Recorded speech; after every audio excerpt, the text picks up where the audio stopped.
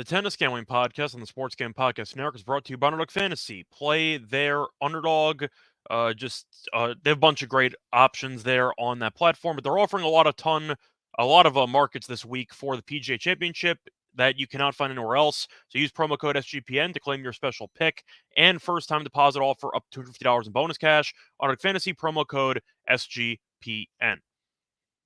And welcome, everybody, to the Tennis Gambling Podcast here on the Sports Game Podcast Network. It is currently late Tuesday night, roughly 11 p.m. Eastern Time, on May 14th. I'm your host, always, Scott Reichel, once again going solo for this pod. Should be a fun episode because it is time to get into the quarterfinals in Rome. So we're going to cover all four matches of the tournament. However, I have to at least discuss the overall scheduling for the event because we only have two matches tomorrow.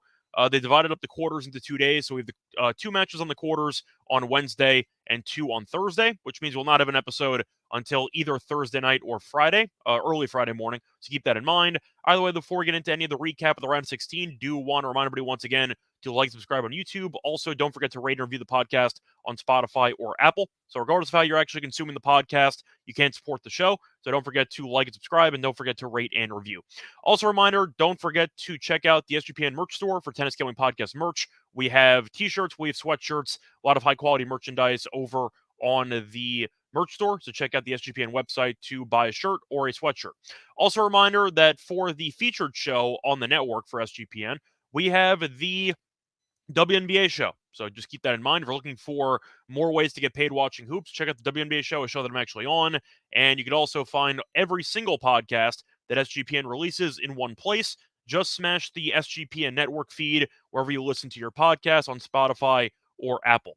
Now time to get into the actual recap of the round of 16, starting off with the lock and dog picks. Unfortunately, not a good day for us. Ended up going 0-2. I had Dimitrov plus 2.5 at -145 as the lock. Match did go to 3 sets, but unfortunately Fritz dominated the first set and the third set, so Dimitrov was not able to actually keep it close despite making it to a third set.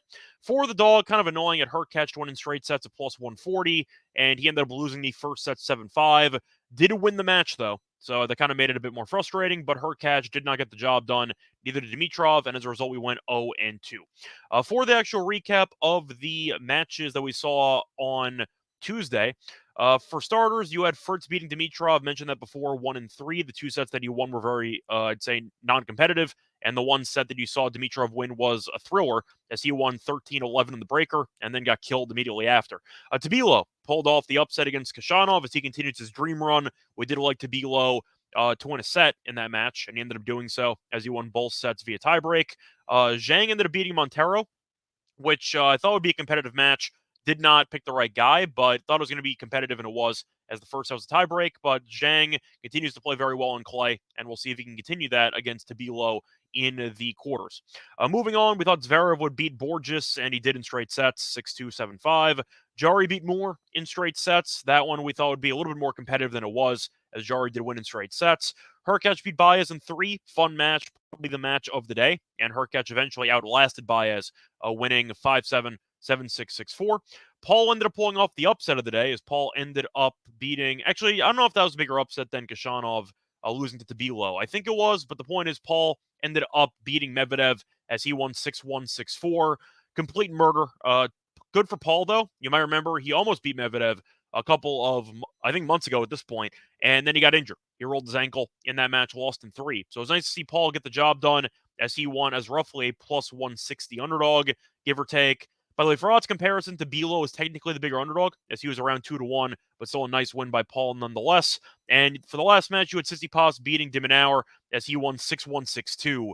Completely killed him. If you're keeping score at home, Tsitsipas has now won 13 of the 15 head-to-head meetings against Dimitrov.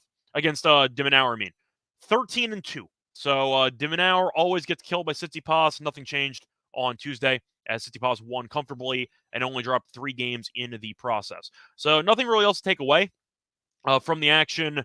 Once again, unfortunately, the picks did not go our way, but hopefully we'll bounce back here in the quarterfinals. So starting off with the actual matches for Wednesday. Looking at the first match on the schedule, you have Tabilo taking on Zhang. For this one, Tabilo is decent favorite, minus 190, as Zhang is around plus 165. For the game spread, Tabilo minus 2.5 at minus 120, Zhang plus 2.5 at even money. As for the over-under, 23 games.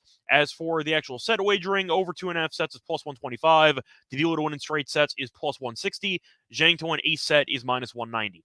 Face off one time in the head-to-head, and Zhang actually did win, but it was not on clay, so I don't know if you could actually use that for really anything of note, but at least I'm going to mention it. Faced off in Wimbledon qualifying in 2021, Zhang did win 7-6, 7-6, so his own grass, basically 3 years ago, means absolutely nothing to me.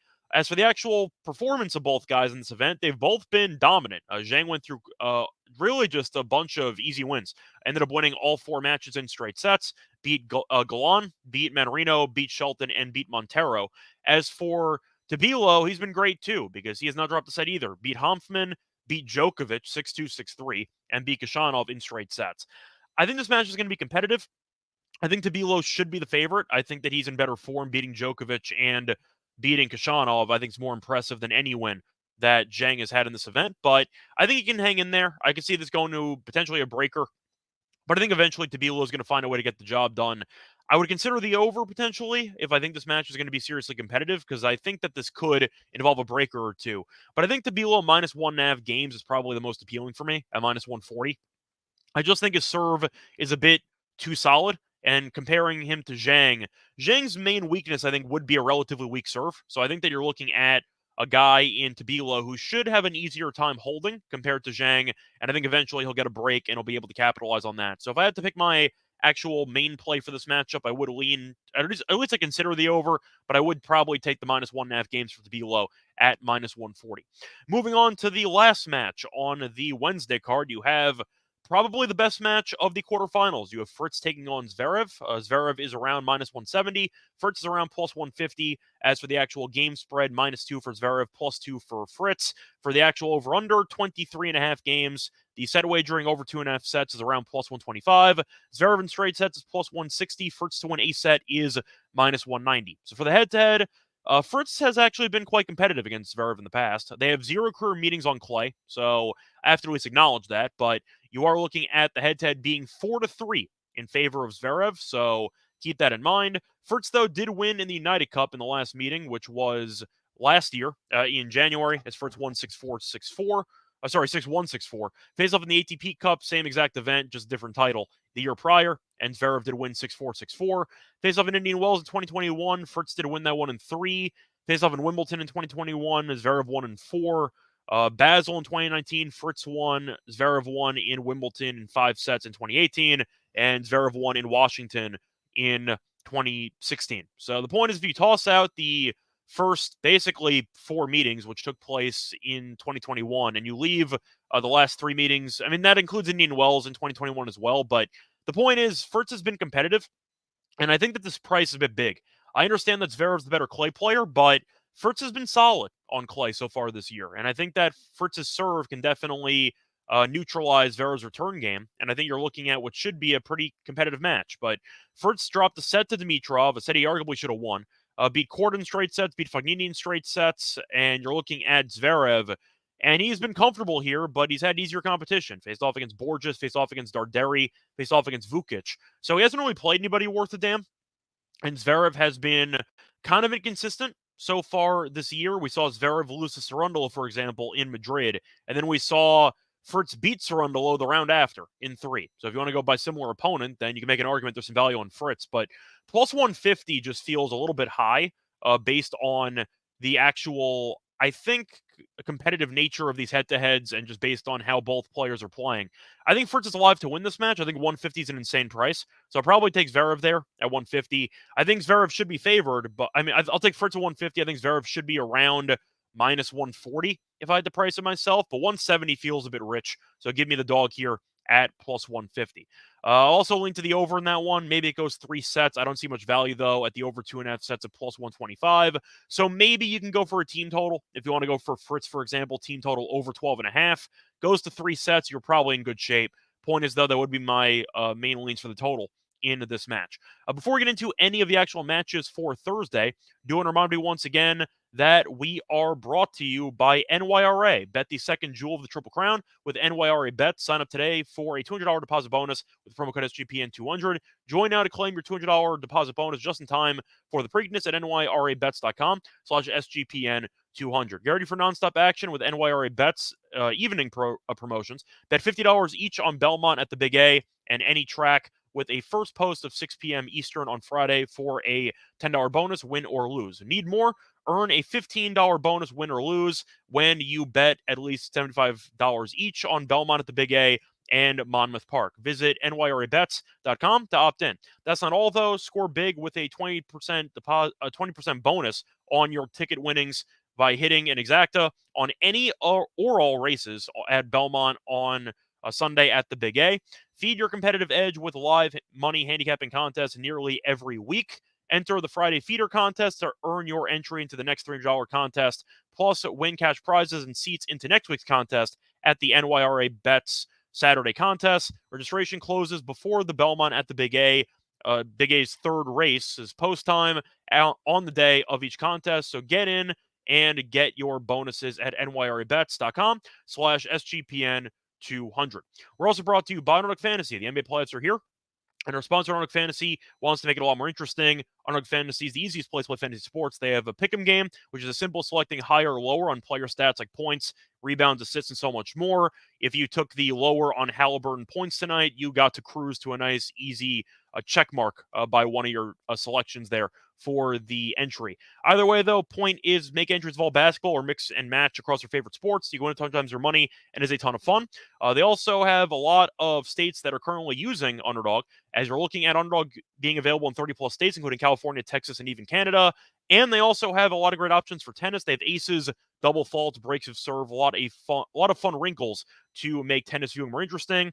Underdog also has a ton of fun promotions, bonus cash airdrops, specials, giveaways, and more through the NBA playoffs. So make sure to follow @UnderdogPicks on Twitter to keep an eye out. Underdog's available in 30-plus states, including California, Texas, and Canada. They also just launched Champions, their player versus player format in Florida. Sign up with the promo code SGPN to claim your special pick and a first-time deposit offer of $250 in bonus cash. Underdog Fantasy, promo code SGPN. Welcome back, everyone, to the Tennis Gambling Podcast. Just finished previewing the first two quarterfinal matchups taking place on Wednesday. Now it's time to move on to Thursday's action. Starting off with the first match on the card. I'm trying to think if they've actually announced what the matches are in order.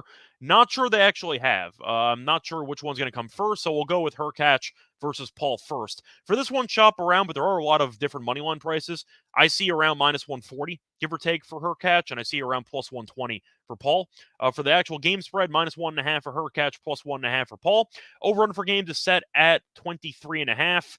For the set wagering, you can find the over 2.5 sets being available at around +120, and Hurkacz to win straight sets is a +180. Now, for the head-to-head, Hurkacz has been better in the head-to-head. He is 3-1. However, they've only faced off 2 times on the ATP level, and you are looking at what has been a competitive, I'd say, mini rivalry, as they faced off in Paris in 2021. Hurkacz won 7-5, 7-6. Faced off in Indian Wells last year, and Paul did win that one in 3. So no meetings on clay, but the point is Paul has been in good form so far in this event. He has not dropped a set yet. Beat Karatsev, beat Kepfer, and beat Medvedev 6-1, 6-4. He was great in that match. As for Hurkacz, he's been solid too. Beat Nadal comfortably, beat Echeverry.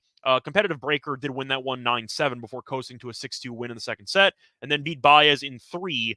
Very competitive match, but got the job done in that one. So for the actual match itself, I understand why Hurkacz is around -140, even -150 in some spots. I think Paul's got value. I think this matchup should be very close. I think that even though Hurkacz has the big serve, Paul is a pretty solid, I'd say, overall game for clay. His movement's solid. His overall serve has improved. He volleys a bit more to shorten the points when he needs to.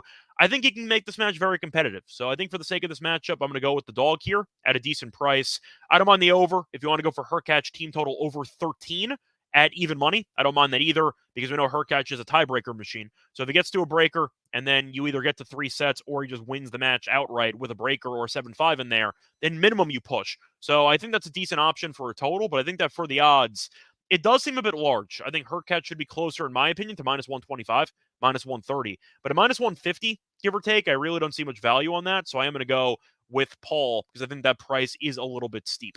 Moving on to the last match of the quarterfinals. I got a matchup between Jari and Tsitsipas. Biggest favorite on the card, you have Tsitsipas at minus 340.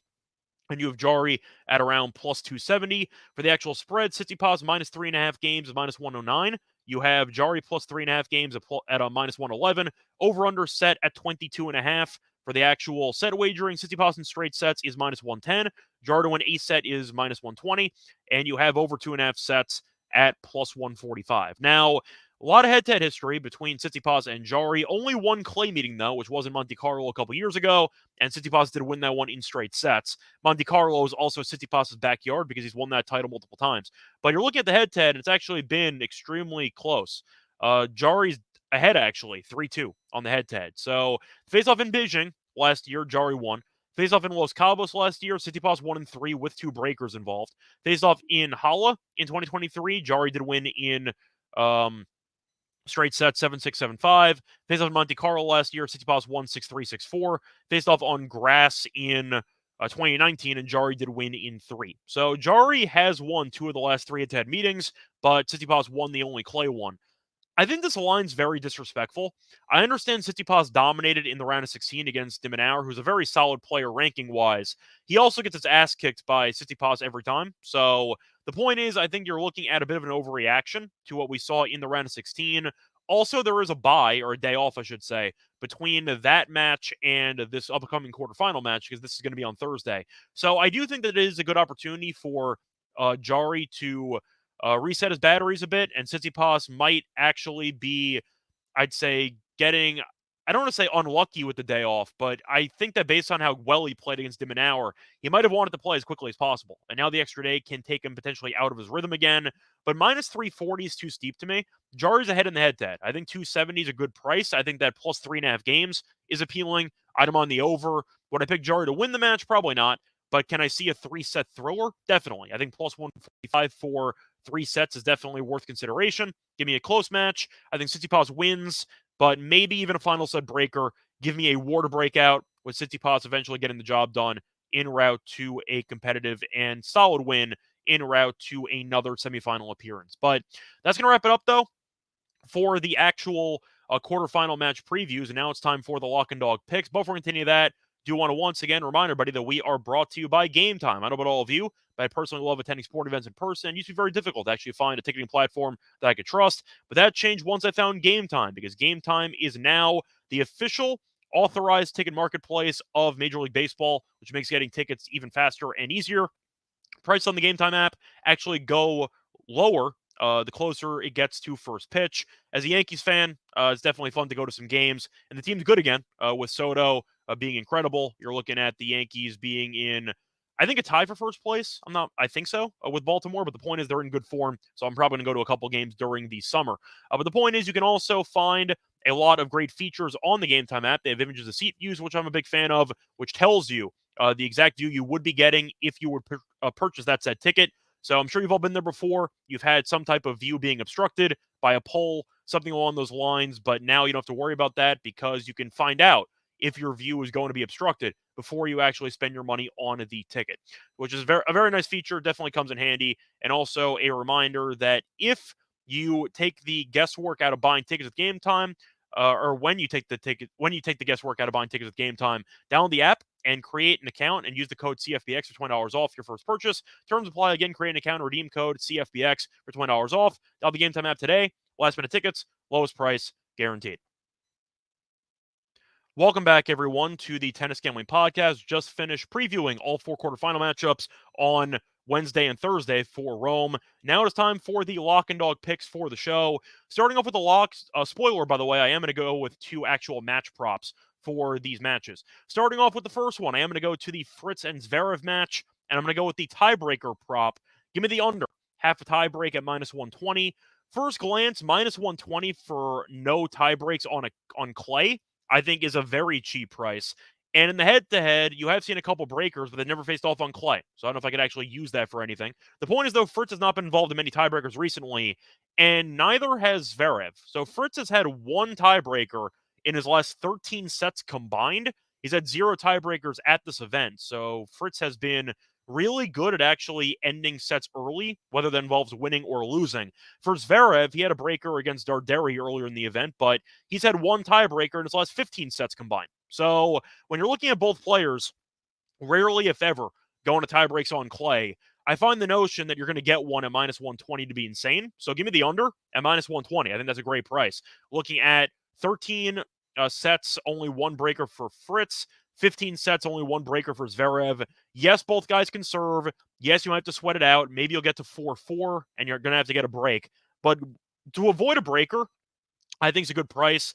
I don't think people realize how difficult it actually is to get to a breaker on clay because you constantly get longer rallies and you get a lot of opportunities to break unless you're Hurkacz. And even he's actually been limiting the breakers recently. So with that being the case, I think that this price is too cheap. Give me a pure value play. Fritz and Zverev under, half a tie break at minus 120 as my lock. For my dog, I am going to go to the Hurkacz and Paul match. I am going to go with a player prop once again. I'm going to go with Paul over 1.5 breaks of serve at plus 110. Sounds dangerous because I'm fading the Hurkacz serve, which is the best serve on tour. But Paul's actually done very well at recording breaks recently, both on hard court and on clay. Paul's had at least 2 breaks in each of his last 10 completed matches. He got injured against Dam a couple of weeks ago, so they only played 1 set there or so I can't really include that. But the point is, 2 breaks minimum in 10 straight matches that have been completed, I think is definitely a good sign, or at least an overall good trend to follow, that suggests that Paul's a very good returner. And they faced off a couple times in the head-to-head, which I mentioned before, and Paul has recorded at least 3 breaks of serve in each of the 2 career head-to-head meetings on the ATP Tour. So Paul's actually done a good job historically on hard court of returning Hurkacz's serve, and now he's on clay. We saw that Hurkacz got broken a couple times against Baez on Tuesday. Paul's been breaking everybody in this event. Ended up winning a set 6-1 against Medvedev on Tuesday. But Paul's covered this number in all his matches here. Hurkacz had a couple of dangerous service games that he had to fight off against Baez. Failed in a couple of them as he dropped the set. But the point is, I do think you're looking at a spot where Paul has the game and that head history, as you can see here, to get the job done and to go over this number. So plus 110 is a good price. Give me the over. So once again, my picks for the actual quarterfinals. The lock's going to be on Fritz and Zverev under, half a tie break at minus 120. My dog's going to be on Paul over, 1.5 breaks of serve against Hurkacz at plus 110. That's going to wrap it up for this episode. Find me on Twitter at Reichel Radio. Find me on the NBA show. Find me on the WNBA show, which officially started up about a couple days ago. Day 1 of the season was tonight, so keep that in mind. Find me also on the NFL show, and you get the point. A reminder, the next episode will be on either Thursday night or Friday morning. Early Friday morning, probably Thursday night, so keep an eye out for that. And that will cover the semifinals for Rome. Until next time, though, good luck to all of you and all of your bets. Bye, everyone.